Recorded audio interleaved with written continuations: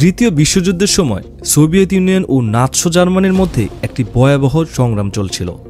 এই যুদ্ধের একটি অত্যন্ত গুরুত্বপূর্ণ ঘটনা হচ্ছে কুরস্কের যুদ্ধ। এই যুদ্ধটি ইতিহাসের সবচেয়ে বড় ট্যাঙ্ক যুদ্ধ হিসেবেও পরিচিত। স্ট্যালিনগ্রাডের যুদ্ধে জার্মানির পরাজয়ের পর সোভিয়েতরা পূর্ব রণাঙ্গনে আক্রমণ শুরু করে। এই পরিস্থিতিতে জার্মানিরা কুরস্কের উঁচু জায়গাটি দখল করে রাখতে চেয়েছিল, কারণ কুরস্ক ছিল সোভিয়েত আক্রমণের জন্য একটি গুরুত্বপূর্ণ বাধা। এই উঁচু জায়গা থেকে জার্মানিরা সোভিয়েত বাহিনীর উপর সহজেই আক্রমণ চালাতে পারত।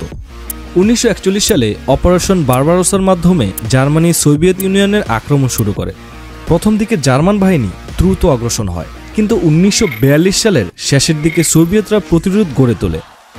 1943 সালের গ্রীষ্মে জার্মান বাহিনী নতুন আক্রমণের জন্য প্রস্তুত হয়। এটি ছিল অপারেশন সিটাডেল।